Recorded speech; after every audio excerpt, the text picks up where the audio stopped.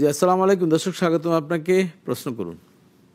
ওয়ালাইকুম আসসালাম রাহমাতুল্লাহি ওয়া বারাকাতুহু। হুজুর, জি জি আমি বলতেছি মোহাম্মদ ইকরামুল হক, বামনডাঙ্গা গাইবান্ধা থেকে বলতেছিলাম। জি জি ইকরাম ভাই, আপনি আমাদের নিয়মিত একজন দর্শক, আপনাকে জি জি জি, আপনারা কংগ্রেচুলেশন। ভালো আছেন হুজুর? জি আছি আলহামদুলিল্লাহ। প্রশ্ন করুন ইকরাম ভাই। আমার একটা প্রশ্ন হুজুর, জি আমার ওয়াইফ আতর ইউজ করতে চায় এবং নাইট ক্ষেত্রে আতর ইউজ করা যায় কি না যায়?